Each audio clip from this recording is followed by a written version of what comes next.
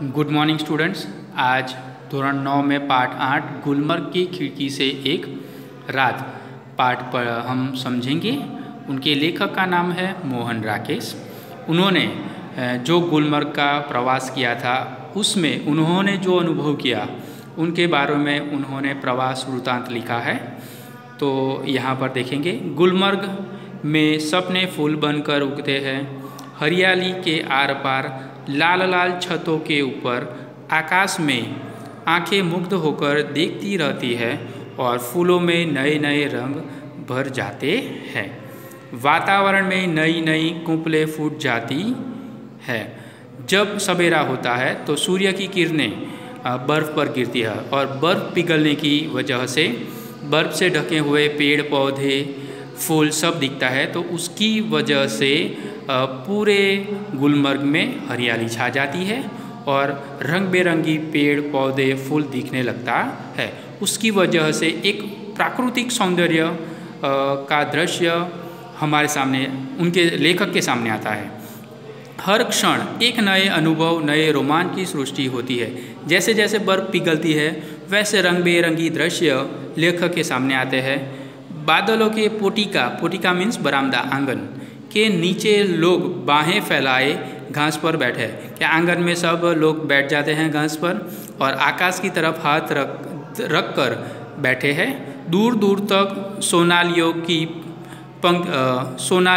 की पंक्ति घोड़े दौड़ाती नज़र आती है। मीन्स के जो सैलानी आते हैं वो घोड़े सवारी करते हुए दिखाई देते हैं। रंगों के कुछ बिंदु हरियाली के पट पर जहाँ तहाँ छिटके हैं।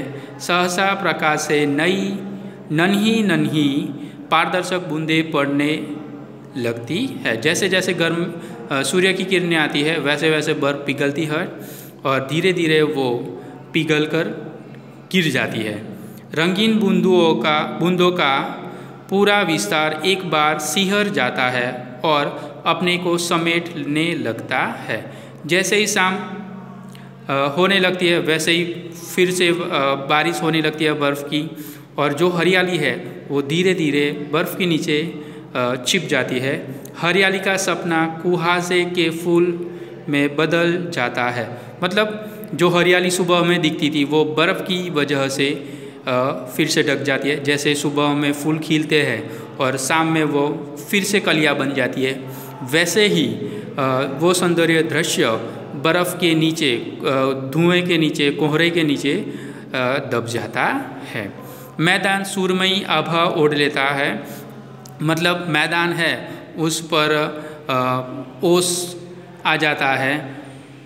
अब चारों तरफ धुंध ही धुंध और बेबस होकर फैली पगडंडियों की पतली पतली नरम बाहें, और धीरे धीरे पूरा गुलमर्ग कोहरे के बीच छिप जाता है, मीन्स ढक जाता है कोहरे से, और सिर्फ पतली पतली पगडंडियाँ जो है वो हाथ के जैसी दिखने लगती है।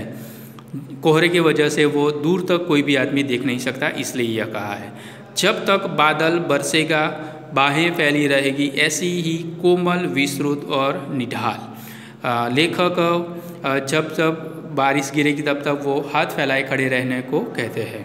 सूरज चमकेगा तो फूल में से नया सपना जन्मेगा। मतलब जैसे ही सूरज आएगा तो बर्फ़ और कोहरा हट जाएगा और फिर से फूल खिलने लगेंगे, फिर से हरियाली छाने लगेगी। आकाश में बादलों के नन्हे नन्हे द्वीप इधर उधर भटकते फिरेंगे।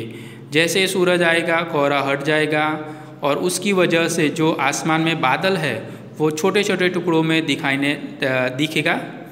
भेड़ और बकरियों के रेवड़ पगडंडियों पर टैंक जाएंगे, और जैसे ही सूरज निकलेगा कोहरा हट जाएगा, हरियाली छा जाएगी, तो भेड़ बकरियाँ अपने झुंड में चरने के लिए जाएंगे तो वो पगडंडियों पर दिखेंगे।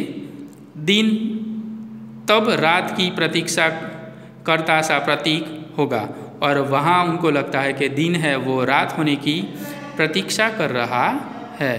रात आएगी तो सब कुछ खामोश हो जाएगा। मैदान की वह खामोशी भी जो दिन के समय इतनी वाचाल हो जाती है। यहाँ कहता है कि गुलमर्ग में जब दिन होता है तो बहुत चहल पहल होती है, और जब जैसे ही शाम होती है पूरा गांव है वो एकदम से शांत हो जाता है। गुलमर्ग की वह रात मुझे कभी नहीं भूलेगी। मैं होटल की खिड़की में खड़ा था। उनको एक रात की याद आती है जब वो गुलमर्ग में थे और अपने होटल के रूम में थे। दूर, बहुत दूर सामने से एक बरसती घटा मेरी तरफ बढ़ती आ रही थी। तो उस वक्त बारिश हो रही थी, तो एक बड़ा सा बादल उनकी तरफ आ रहा था। मैं प्रतीक्षा कर रहा था कि कब वह मुझ तक पहुँचे और मुझे अपने में समेट ले, और मैं भी राह देख रहा था कब वो बादल और बरसात आए और मुझे अपने में समेट ले। बरसती घटा में गिर जाने से बड़ा सुख मैंने बहुत कम जाना है। मीन्स कि वो भीगने का जो अनुभव है उन्होंने बहुत कम अनुभव किया है। घटा ऊपर से धीर आए और व्यक्ति को छोटा करके उस पर छा जाए, यह इससे अलग स्थिति है। अगर आदमी रोड पर चलता है और बादल उस पर ऊपर आता है तो आदमी उस वक्त छोटा लगता है ऊपर की स्थिति से, पर यहाँ स्थिति अलग है क्योंकि लेखक अपने होटल में है और अपने कमरे में है, तो वो उसकी ऊंचाई पर है। इस बार आती हुई घटा का हर संकेत मेरे सामने था और मैं उसके बराबर का होकर अपनी खिड़की में खड़ा उसे बुला रहा था कि आ आ आ। मैं तुझसे कमज़ोर नहीं हूँ। लेखक है वो तूफ़ान आ रहा है, बादल बारिश गिर रहा है तो वो उनकी तरफ आ रही है, तो वो भी उन में भीगने के लिए तैयार है और कहता है कि मैं भी तेरे जैसा ही शक्तिशाली हूँ। हवा तेज थी मगर घटा तेजी से नहीं बढ़ रही थी। हालांकि तूफान बहुत उठा हुआ था। बार बार जोर की गरज होती थी जिससे धरती और आकाश की सिराएं कांप जाती थी। मतलब तूफान आ रहा था, उसकी वजह से वो बहुत सारी बिजली कड़कती है और पवन जोरों से बहने लगता है, तो यह परिस्थिति क्रिएट होती है, सर्जन होती है। तो लेखक उसका अनुभव करते हैं। बार बार सामने के चित्रपट पर बिजली कांदती थी और प्रकाश का यह भयानक विस्फोट हर चीज़ को नंगा कर जाता था। मतलब शाम होने की वजह से कोहरे में सब ढक जाता है। जब बिजली होती है तब पूरा का पूरा गुलमर्ग में जो जिस जगह पर बिजली दिखती है वहाँ सब स्पष्ट रूप से दिखा जा सकता है। मैं खुश था कि थोड़ी देर में ये बूंदें मेरे ऊपर बरसेगी, बिजलियों का यह कहर मेरे ऊपर टूटेगा। और लेखक खुश थे कि थोड़ी देर में बारिश होगी तो उनके होटल के नज़दीक में भी बारिश और उसके होटल पर भी बारिश होगी तो उसमें वह भीगेंगे। मैं बाहें फैलाकर सामने से ऊपर अपने ऊपर लेने के लिए तैयार था और लेखक उस बारिश को अपने ऊपर गिरने के लिए तैयार थे, पर आगे कुछ ऐसा होता है कि वो नहीं होता। तो यहाँ पर हम अपना वीडियो पूरा करेंगे, अगले वीडियो में देखेंगे। अस्तु विद्यार्थी।